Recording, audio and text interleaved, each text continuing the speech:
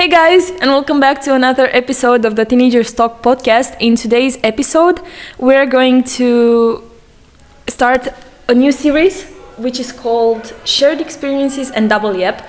And this is the first episode, and I'm really excited to introduce the first ever podcast episode on the Teenagers Talk podcast with a guest. Hello, I'm Bob. I am a 17-year-old and first guest to be on the show. Hopefully not the last.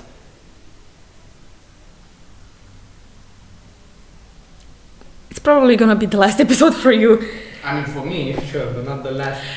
He's had so much energy in the past hour. He was like a fucking little child, and now he's like, What the fuck do you hi. want?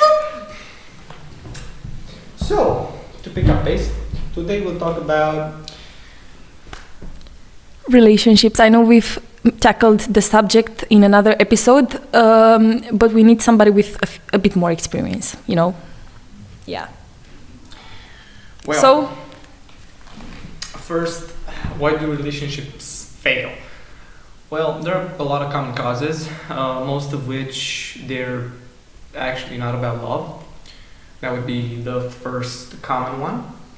And let's actually define the term love, because love is not as simple as just caring for someone. It's more deeper than that, because you can definitely care about somebody and not actually love them. Now you look at a couple of friendships and other types of commonalities. Let's think about colleagues. You might care about your colleagues, but not necessarily love them. Same applies for, I don't know, friends, maybe to some members of the family. Sure, you do care about your uncle, but maybe you don't love them, and that's perfectly fine. And love, at least in my philosophy of the world, is choosing a person over and over, even though you know it can't really work, but it's not because it's the idea that what you have with them is unique.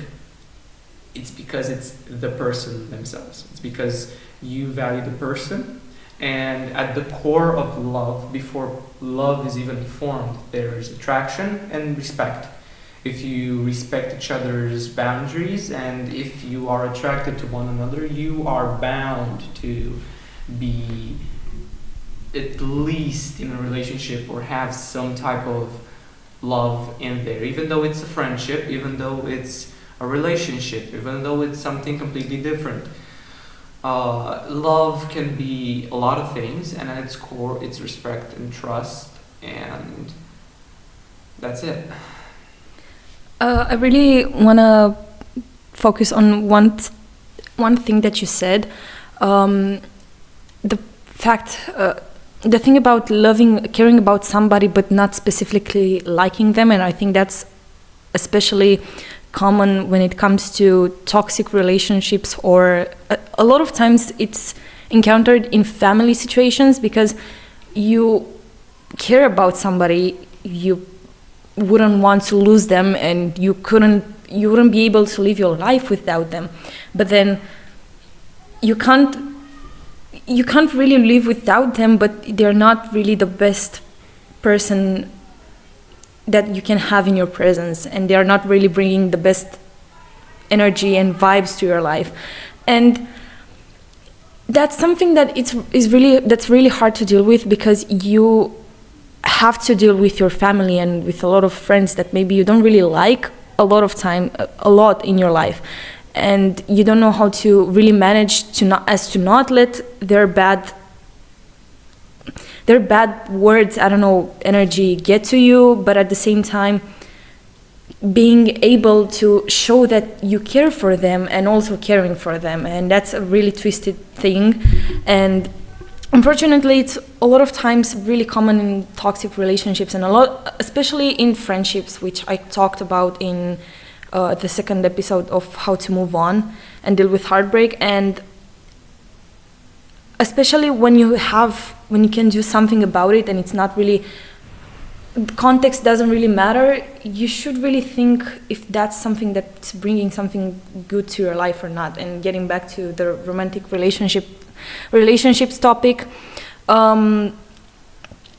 Yeah, I think it's really important to actually show up, because love is really messy, and there's no right way to define it, and that's why a lot of relationships in which both people cared for each other don't work out, because they keep showing up, but maybe they are not really, maybe there's communication that's missing, maybe there's something missing, even though there's the intention to care for the other person,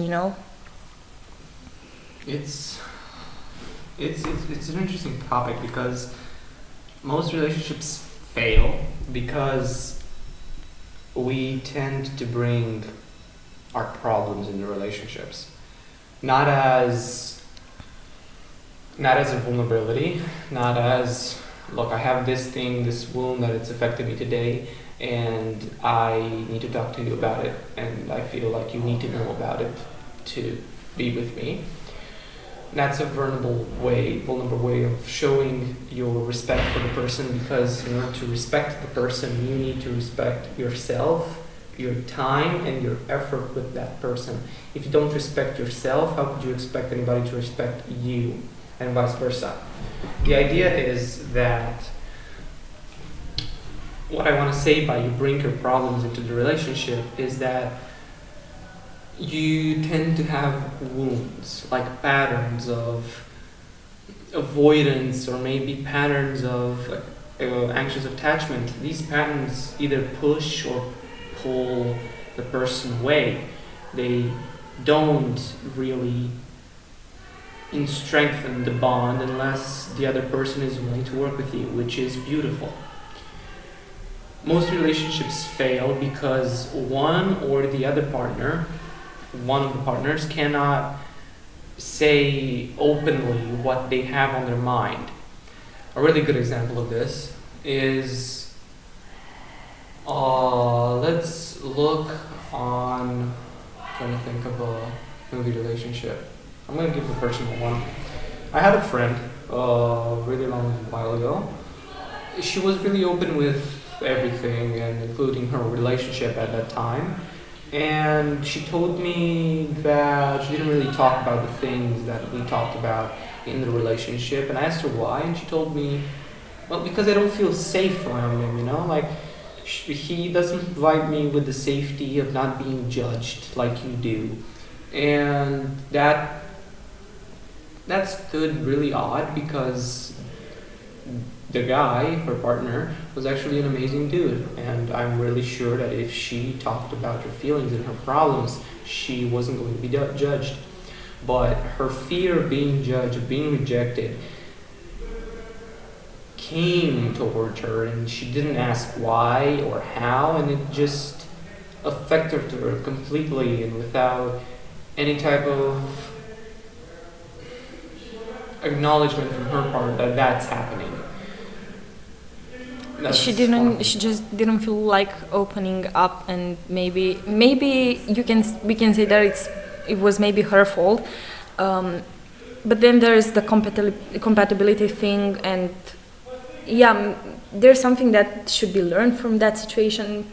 Hey, I should be trusting somebody that I'm supposed to be vulnerable with, and trust that they won't judge me, and I think it's one of the main things that you should have in a relationship: trust.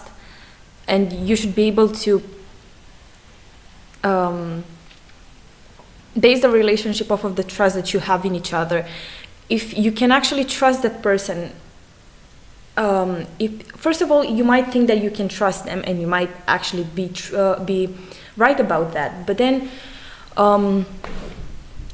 if you, I don't know, tell them something and then they proceed to judge you, and that depends. Giving friendly advice is something else.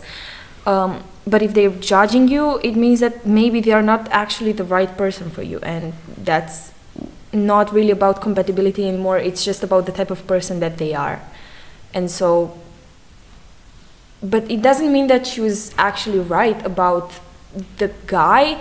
but maybe it wasn't supposed to work out. And sometimes this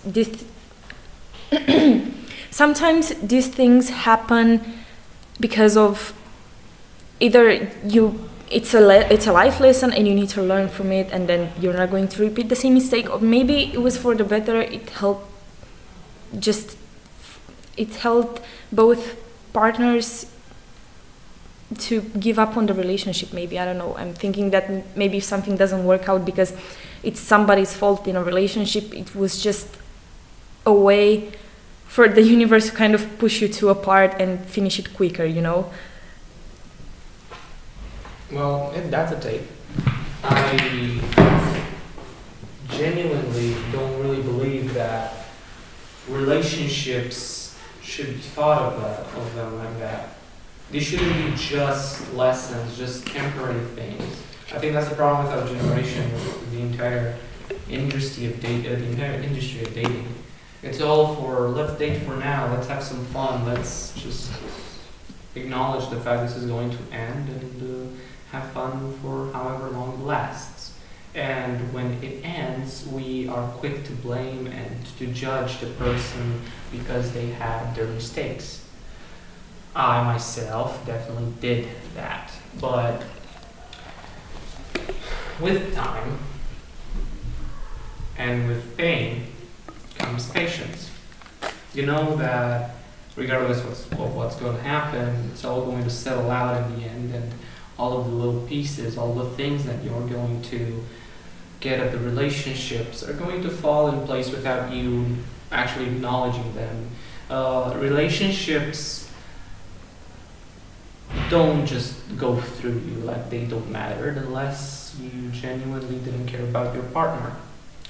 If you did care about your partner and something happened in that relationship, let's say one of you became sick, was sick for a little while, and in that period everything was stressed out, and she got better or he got better, and you two didn't reconnect, and it ends because you two can reconnect. That doesn't mean that it's a lesson or that it's somebody's fault. It's just really unlucky to be in that type of situation, because oftentimes two people don't just stop loving each other. Sometimes two people drift apart because playfulness and quality time isn't there. I don't care what you say, yes, there are different types of languages, the love languages, and different type of things. There's the touch, there's the gifts, there's the something. But time with that person, regardless of anything, is more valuable than the love language itself. If you're willing to spend time with somebody and you're willing to make that time important for both of you, it's going to work. Unless you don't want to do that, here we have two things that I think are really important, two key points. We have what I think is one of the biggest problems with relationships nowadays, especially for younger people, I think is the fact that they start out with the perception that, it won't last forever. It's not like we're going to get married, or there's a perception that, it's my first relationship and it's going so well and we are absolutely fucking gonna get married. And then this ruins the relationship because they are so focused on the future and what's going to happen. And if they are going with the perception that, we're not going to get married, then they just forget to put any effort in the relationship, or it just ends for some stupid reason. Or if they're going with we're going to get married, there's the pressure that comes with these words. And so I've seen this a lot of times because there was a different perspective for both partners, and so this just ended up destroying the relationship. Or I think we should just, when we proceed with relationships, it should be more like, I'm willing to do my best to help our relationship grow and do everything that I can in order to help you, and we're just going to be there for each other. One. And then there's the fact that people forget to fight for the relationship in tougher times, and whether that's just a period where you both get used to each other and it's all just boring and there's not the butterflies that you had in the beginning of the relationship, or there's something bad happening and then this just ends up drifting you apart. I know in some situations, if somebody gets sick, as you mentioned, then I think that's a really hard situation in which it does depend a lot on the case and what's happening. But when it comes, I've seen this discussed a lot on the internet, the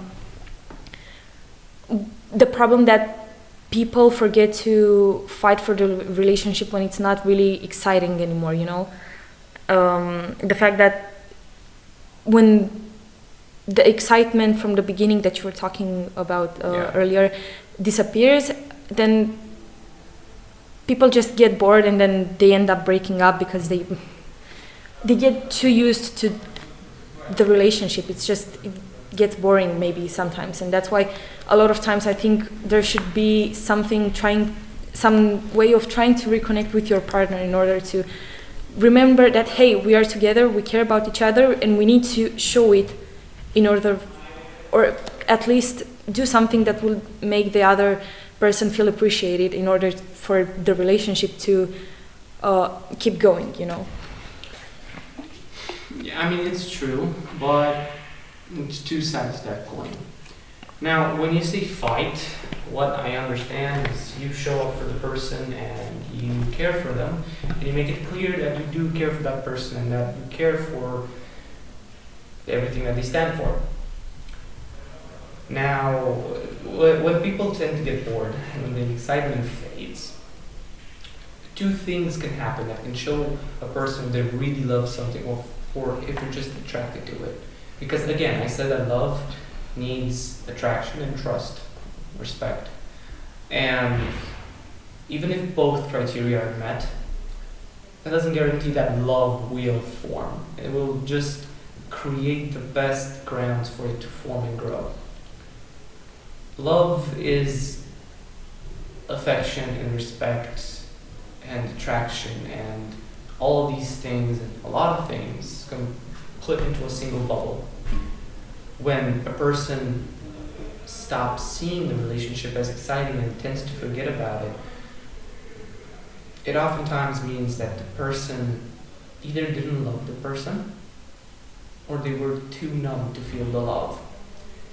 Because in relationships, the hardest part about being in contact with someone is being in contact with yourself. Because in order to connect with someone, you need to be in contact with yourself. One of the reasons I think it's very important to just take some time off when you want to get in a relationship, but you realize that there are things about you that you don't know. You need to take some time off dating and be like, hey, I need to get to know myself. I need to find out some things about myself, because if I don't know who I am and I don't know how to love myself, how will somebody close to me know those things? And so, I mean, yeah, it doesn't mean that you need to be absolutely 100% ready for a relationship in order to get into one. And you sure need help, but it does depend on what type of baggage you're coming with in a relationship. And sometimes it's just good to focus on yourself, especially when you're not in a relationship and there's no chance of getting into a relationship anytime soon.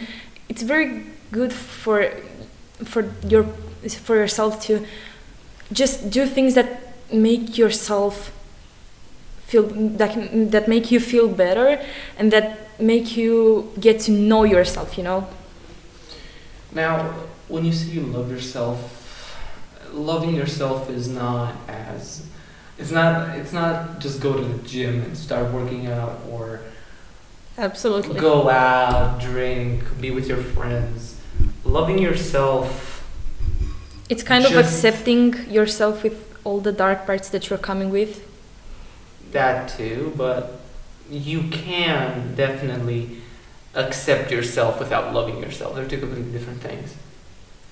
When I say I love myself, I usually say I respect myself enough to do these things. Now, loving myself comes in this way. I reconnect with parts of myself that I neglect. You got now Jung, the psychologist, of course, the opposite of Freud, loved to say that there's a shadow of the person, the subconscious, that's represented by a figure that doesn't really reflect you but is you. We tend to look at the conscious and be, okay, that's me, without understanding that also that shadow is also you. Usually, whenever you have bad thoughts or intrusive thoughts, and let's say it's 12 p.m., you want to go to bed, you feel absolutely terrible, you are scrolling through TikTok or Instagram, and you see all those sad reels and everything's getting too real, and most of the times you either cry or just look at the screen blankly. And sometimes some thoughts start to pop up, to kill yourself, to hurt yourself, to do things to yourself. Now that doesn't mean you hate yourself, it just means that shadow, those needs, those things that you are too, haven't been met. You are you through your dark and your light. There's no contrast. You are the contrast of the good and the bad in you.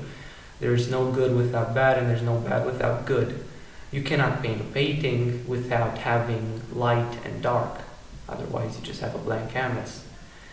So, loving yourself means feeding your needs, means taking care of yourself.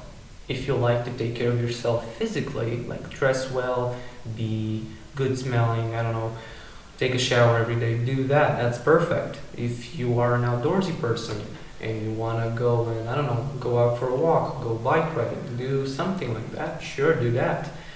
But loving yourself comes naturally in the sense that your body will naturally want to do that.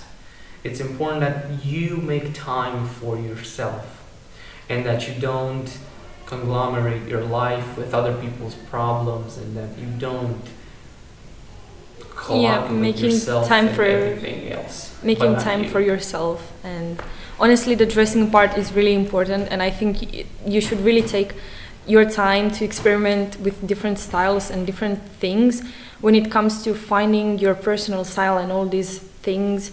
Finding, I don't know, a perfume that you really like, a makeup routine, a way of dressing that you really like. And I think, and it takes a lot of time.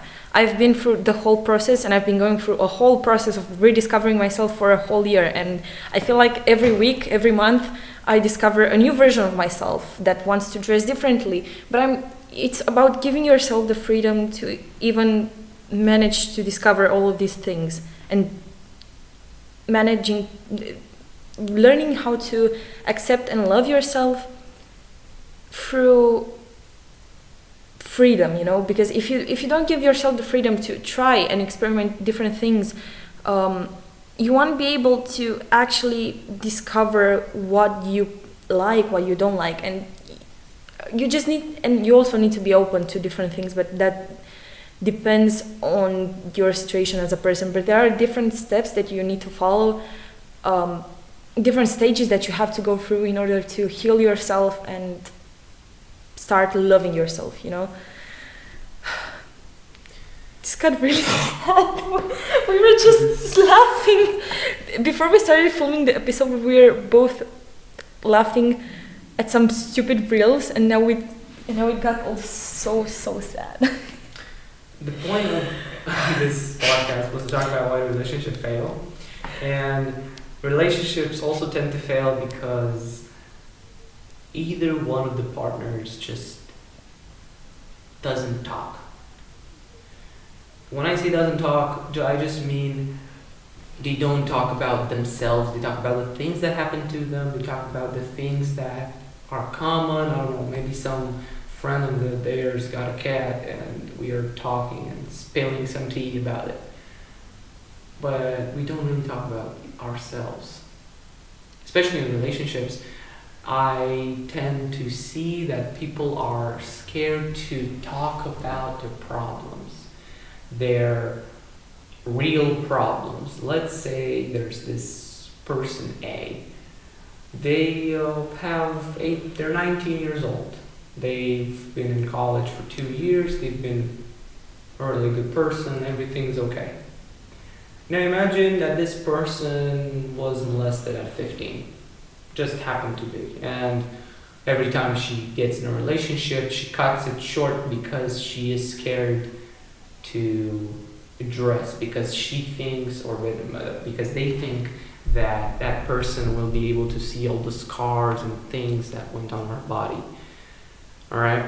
Whenever we talk about any type of real wound, I'm not just talking about a wound like, oh, my ex dumped me a week before Christmas and he got back with his ex or something like that. I'm not talking about that. I'm talking about other stuff. Usually in relationships,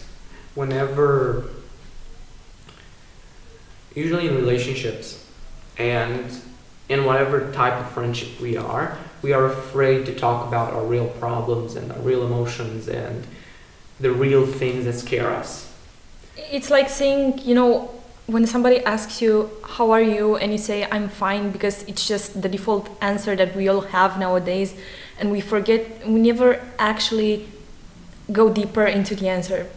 I'm afraid to say, yeah, I haven't been really doing well lately, but I've been managing, it's been decent.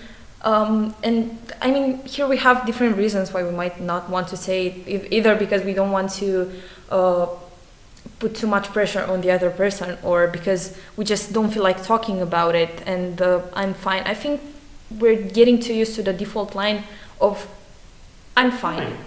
Yeah, and we just forget that it's not really, it comes naturally, you don't even think about it. And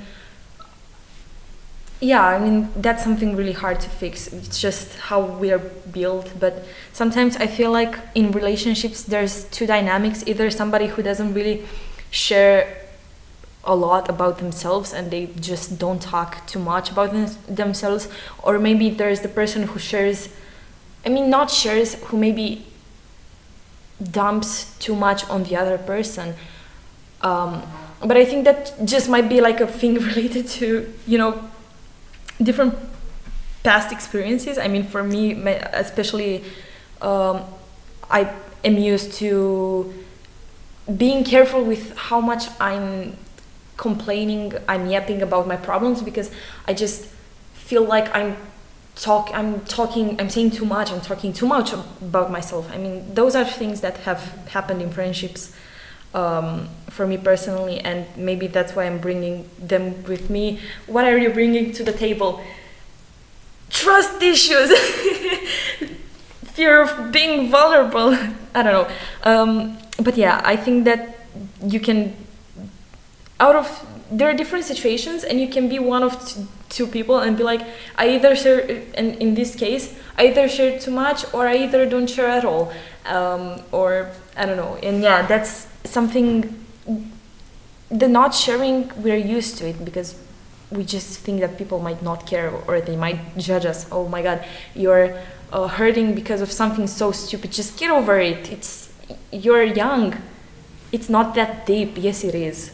Some people treat things very deeply, and I think that's another difference of perspectives. And I know I'm switching subjects so much, but I'm just getting different ideas.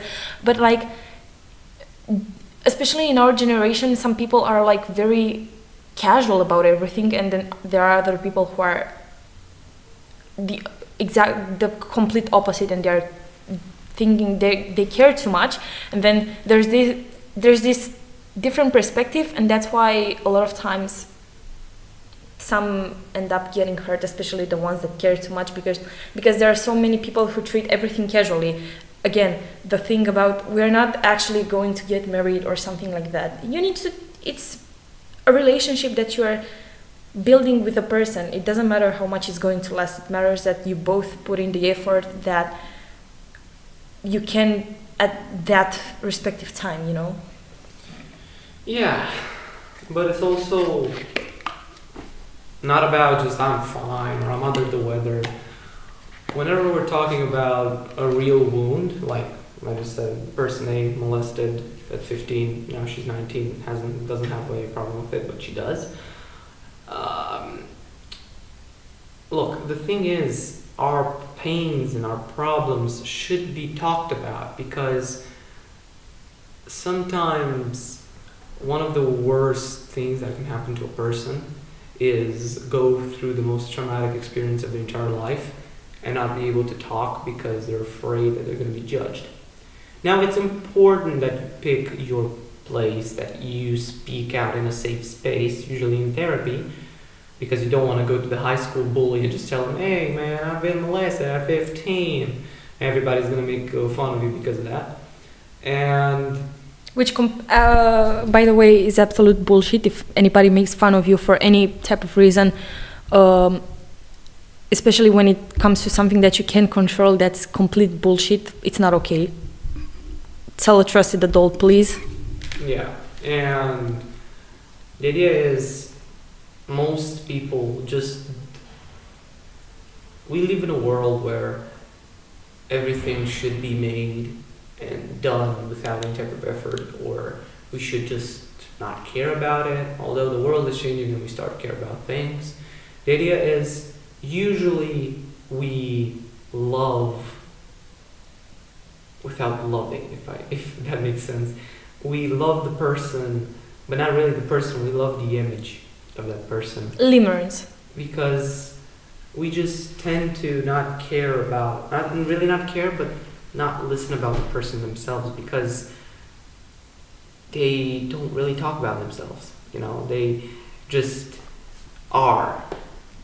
They might be really hot, they might be really good looking, they might be attractive, they might be funny, they might be anything, but sometimes we just forget to talk about our problems, our real problems, the things that still haunt us, the nightmares of things that happen because we were too small to understand them, or maybe we were too young to process them, or maybe we were in a tough place and we couldn't process them. Every type of these problems makes sure that we have shitty relationships. It's important that we talk about our problems with our partner, especially some problems just cannot be solved in therapy, including, and this is one of the worst because I stand to reason, most molesters should be in jail and maybe molest themselves because they have absolutely no idea the amount of pain they're inflicting on people.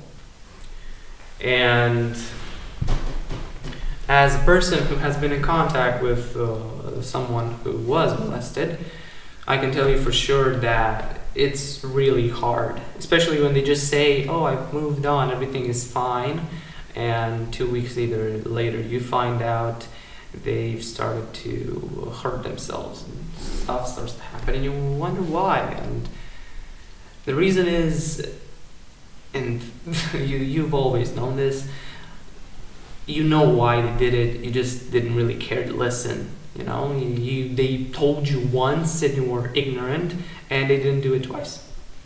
And what comes out of that is that you should talk about it in a relationship, but make sure you're heard. Make sure you know, hey, this is a really important thing for me. It's something that has happened when I was really young. I couldn't really understand it, or maybe it's something that happened that affected me a lot. And I feel like you should know about it, and I want to talk about it because I am scared to talk about it with someone else. Now, this is enough to prime the person to be in a listening stage and be empathetic. Because we as humans want to be empathetic because we want to be listened ourselves. So you need to trade a little bit because relationships are kind of trading. Yeah, unfortunately, here I have a thing to say. I think sometimes some things take time, and maybe in some cases therapy is just meant as a way to learn how to cope with something, not fully heal the part of you that suffered from that event, you know. I mean, maybe it doesn't really help you get over it and forget about it, or I don't know, go through it completely, but at least some things take a lot of time to heal, and so maybe therapy is meant as a way to learn how to cope with it, how to live with it without going fucking insane, you know. And you've also said something about loving but not loving the person. I think that we could associate it with limerence, the idea of being in love with the idea of somebody. And I mean, here there are two situations. Either, I mean, you can be in a relationship with somebody long term and maybe they just don't talk about their problems. That's another story. But here I'm talking about the idea of a person. You don't know them very well, but you are just in love with the idea of them, and you're idolizing and you're just putting them on a pedestal, and you forget that they are human too and they have their own stuff. And then you either forget that they have their own problems and you forget to ask, to talk with them about it, or you just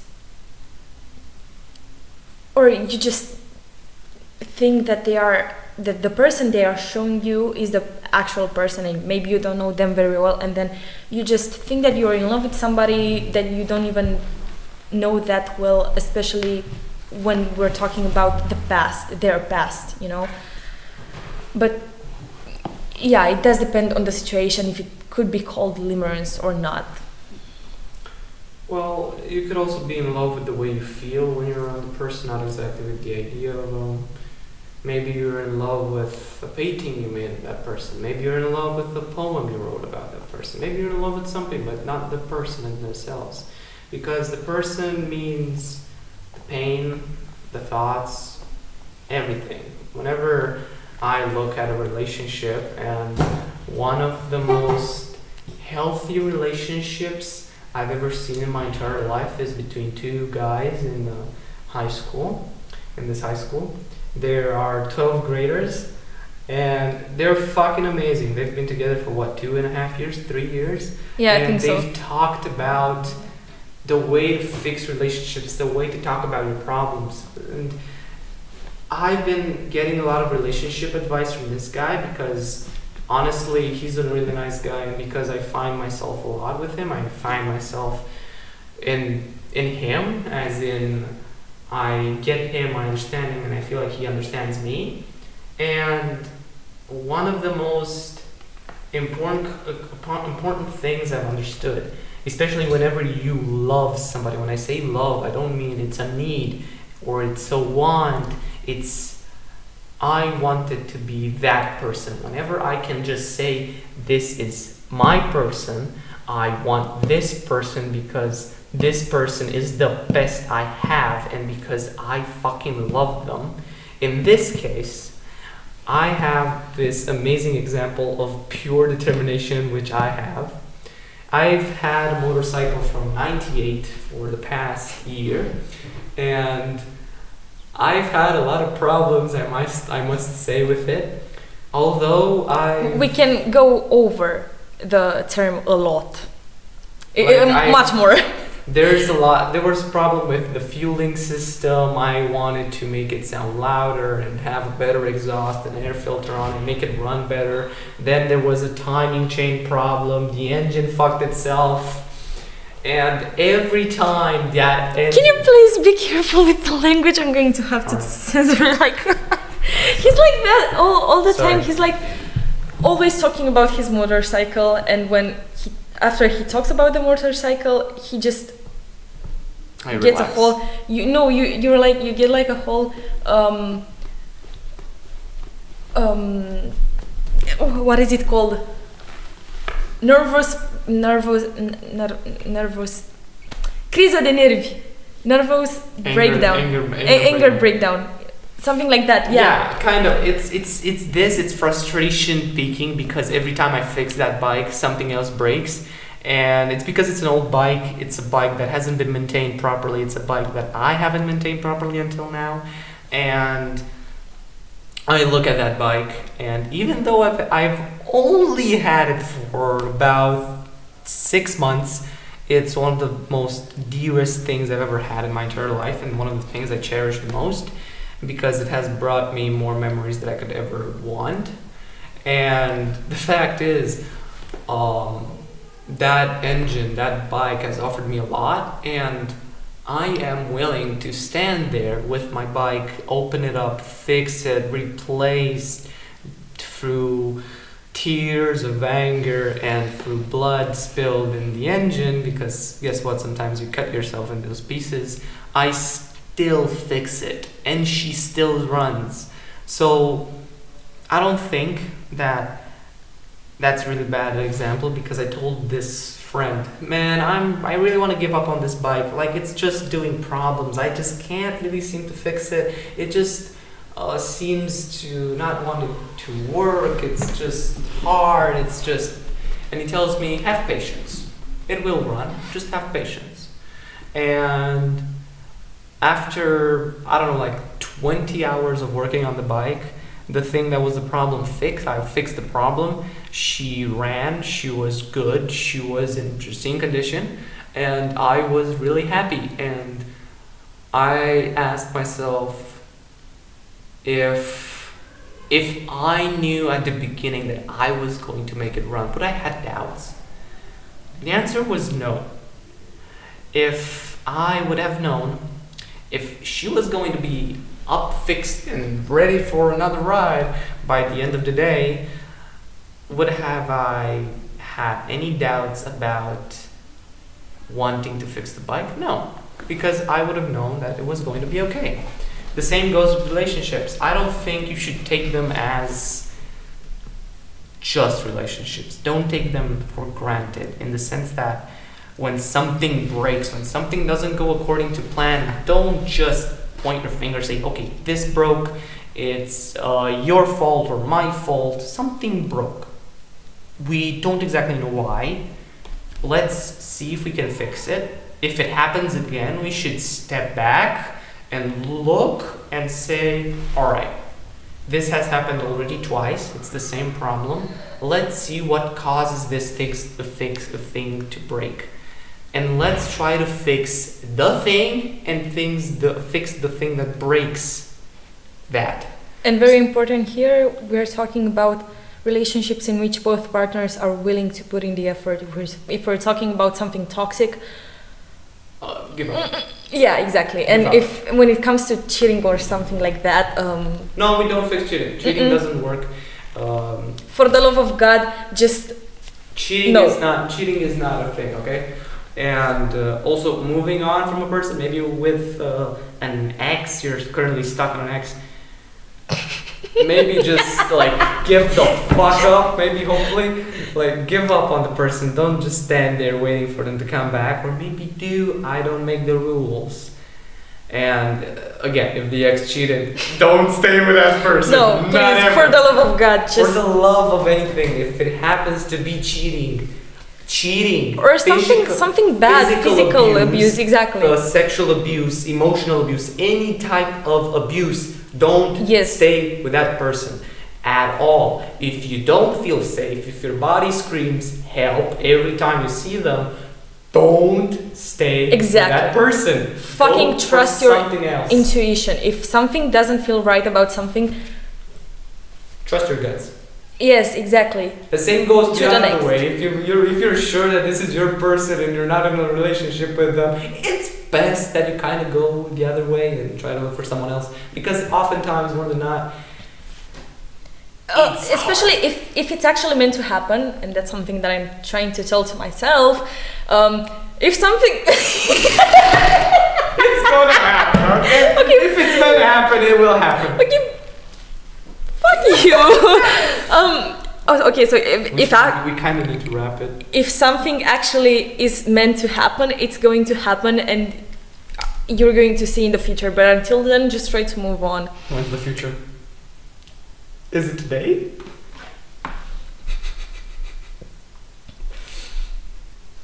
So It's giving you know the meme with ba ba da ba ba ba ba ba ba da ba da. No. I feel like that. I'm just trying. I'm saying things, and I know I should do them too. And I'm like, in my head, there's like something going on. I'm like, oh man, I'm fucked. I know very well that I'm fucked, and I'm just like, I know what I have to do, but I'm just not doing it. I don't know why. same goes for me. I feel like you're now just like rolling like a ball. You know how people are doing insane asylum type shit.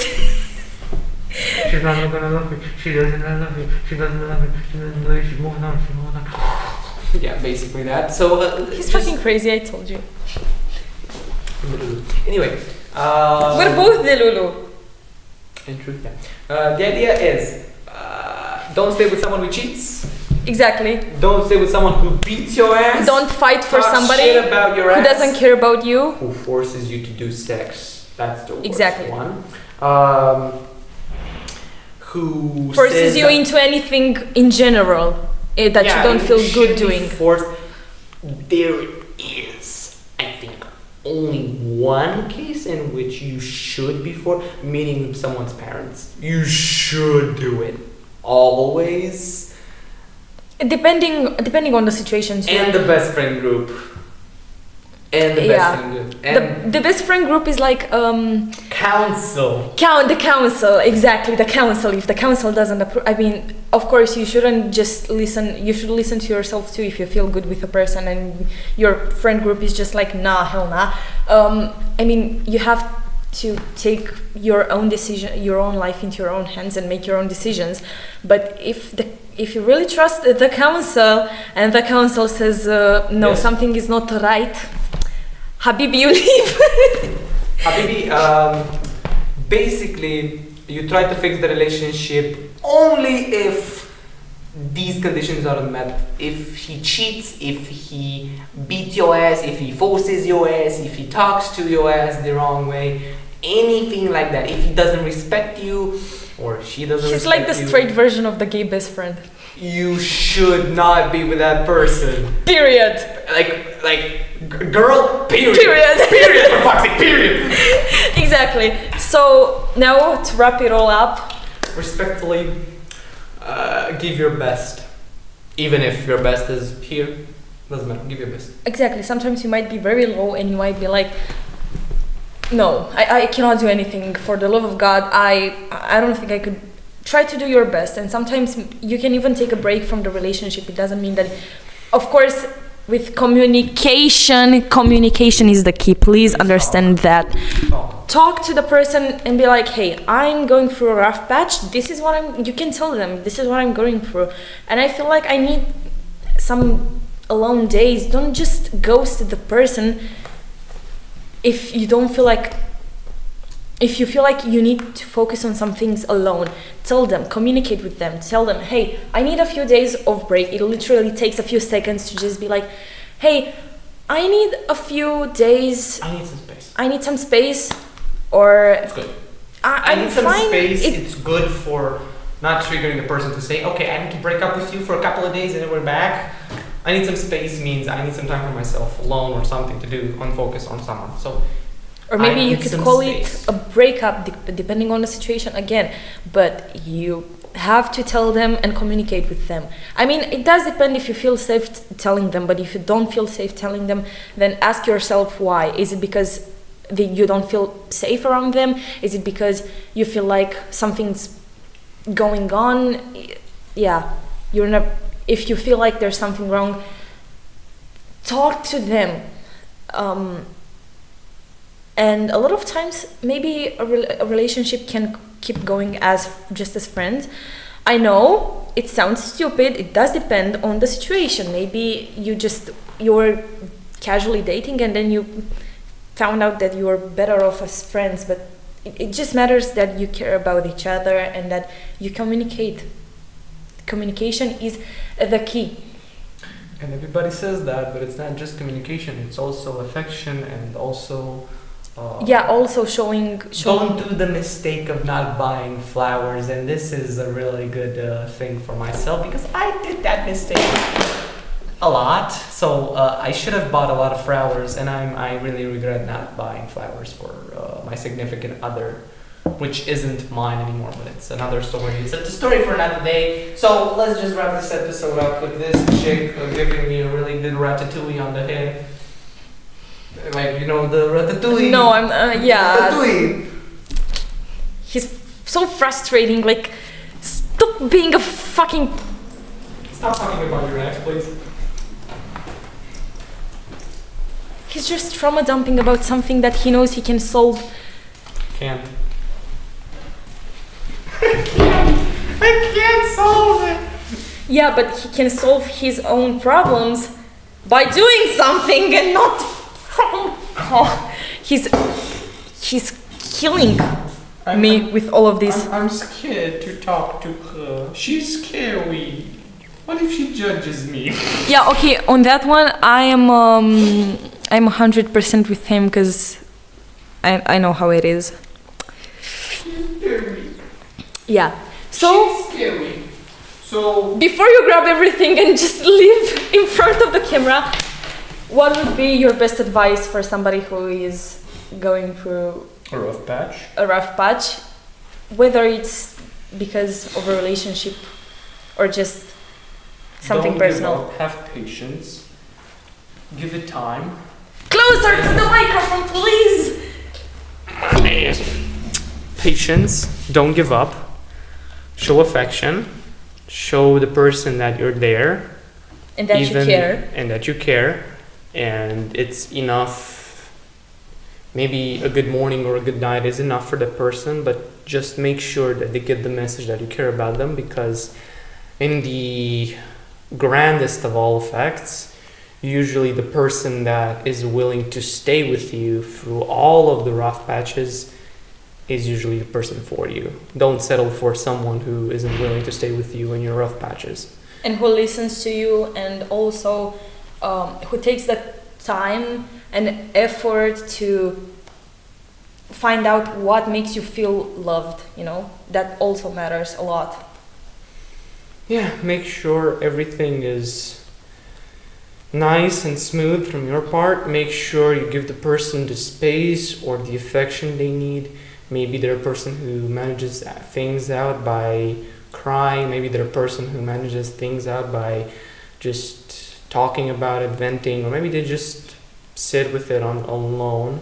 But it's important that they understand that they're not alone, in the sense of they are not going alone through it. There's somebody else that is willing to help. Meaning listening to them, I don't know, being there, not lecturing them about something. That's something that goes for any type of relationship. Don't go right away with advice or being judgmental Listen. or something like that. Just listen. So don't give up, have a lot of patience, listen, and be reassuring, especially in the rough patches. Maybe that's all the person needs. And that's it for today's episode. Bye! And also, if you have any more suggestions for the podcast, leave them in the comments, and anything that you might want to hear talked about. And thank you so much for listening to this huge, long episode, and extremely boring and probably extremely silent. And see you in the next one. Bye.